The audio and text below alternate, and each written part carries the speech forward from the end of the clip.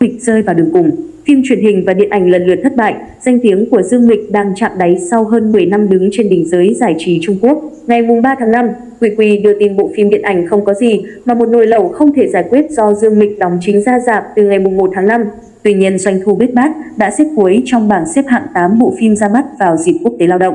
Hiện tại, Dương Mịch cũng bị chê vì diễn xuất dở tệ trong phim truyền hình Các Nhị Tân 1944.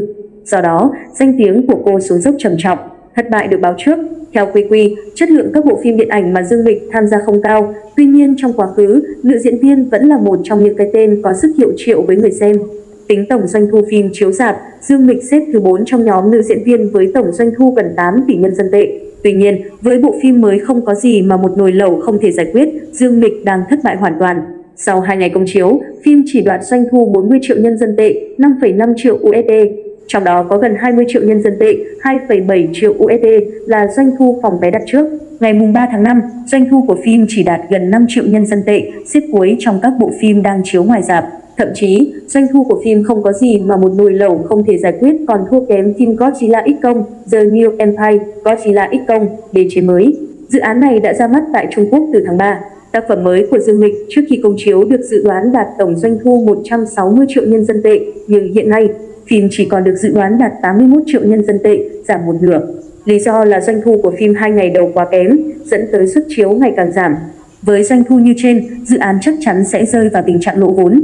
Không có gì mà một nồi lẩu không thể giải quyết mở điểm chất lượng trên Douban với 6,5 trên 10 điểm. Trong phim, Dương Mịch thể hiện vai Yêu Kê, một blogger thời trang sống trong hoàn cảnh khó khăn về tài chính. Cô tham gia vào một vụ trộm số tiền lên tới 50 triệu nhân dân tệ.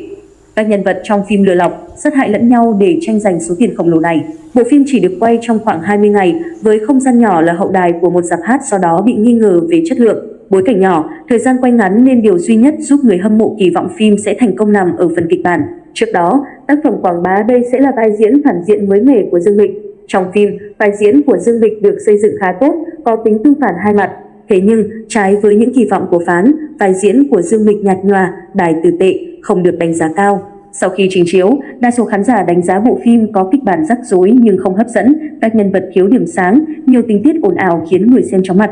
Bộ phim không hài, không hồi hộp, không diễn xuất, cũng không có kịch bản đủ sức nặng. Tác phẩm này ngay từ khi sản xuất đã bị đánh giá kém, là thất bại được báo trước, QQ nhận xét. Cũng theo QQ, Dương Mịch không còn sức lôi kéo khán giả tới rạp. Danh tiếng của nữ diễn viên giảm sút mạnh do diễn xuất ngày một tụt dốc. Bên cạnh đó, bộ phim thiếu những video PR cuốn hút người xem. Các chủ đề liên quan tới phim được tiếp thị đều vây quanh việc Dương Mịch nhuộm tóc, làm móng tay. Khán giả không tìm thấy điểm hấp dẫn để đặt vé xem phim. Đồng thời, sau khi công chiếu, bắt đầu xuất hiện những bài đánh giá phim kém chất lượng, do đó, danh tiếng truyền miệng của phim không tốt, thất bại cả với phim truyền hình. Không chỉ ngã ngựa ở mảng điện ảnh, truyền hình vốn là vùng an toàn của Dương Mịch cũng đang nhận những phản hồi tiêu cực. Bộ phim đề tài chiến tranh điệp viên Các Nhị Tân 1944 lên sóng khiến Dương Mịch danh tiếng lao đao vì diễn xuất kém. Trước khi phim chiếu, khán giả chờ mong Dương Mịch sẽ làm mới mình với hình ảnh nữ phản diện thông minh, lạnh lùng. Tuy nhiên, cú chuyển mình của cô không thành công. Trong phim, Dương Mịch bị đánh giá có đài từ tệ khó nghe, giọng yếu thiếu sự uy nghiêm dứt khoát. Nhiều phân cảnh, biểu cảm của cô khoa trương quá mức dẫn tới ngũ quan xô đẩy kém đẹp. Thành tích của phim Các Nhị Tân 1944 cũng ngày càng giảm cả về rating lẫn chỉ số truyền thông. Chỉ số Vilim Kids của Dương Mịch thậm chí thua các diễn viên hạng B như Trương Tịnh Nghi, Hồ Nhất Thiên, Châu Vũ Đồng. Thậm chí, phim của các đàn em đã chiếu xong. Trong phim của Dương Mịch vẫn còn đang phát sóng. Đây là thành tích tệ hại so với danh tiếng của ngôi sao hàng đầu như Dương Mịch. Trong khi các diễn viên thuộc nhóm cùng sinh sau năm 1985 như Lưu Diệc Phi, Triệu Lệ Dĩnh, Lưu Thi Thi, Đường Yên đều có tác phẩm quay trở lại màn ảnh nhỏ thành công, thì chỉ có Dương Mịch ngày càng tụt lại. Theo QQ, Dương Mịch vẫn còn lòng yêu diễn xuất và tham vọng đạt những thành tích tốt trong nghề. Cô không ngại mời thầy về dạy lại diễn xuất, tuy nhiên biểu hiện của ngôi sao tam sinh tam thế, thập lý đào hoa quá kém cỏi. Liên tục thất bại trong các dự án phim ảnh, Dương Mịch đang trở thành cái tên bị khán giả loại khỏi danh sách diễn viên họ muốn xem phim. Trong một cuộc bình chọn trên Weibo, Dương Mịch cũng nhận vị trí diễn viên kém cỏi nhất lứa tiểu hoa đán sau 85. Từ vị thế ngôi sao đứng đầu về thành tích phim ảnh ở mảng truyền hình, điện ảnh, Dương Mịch đang rơi xuống dốc của sự nghiệp.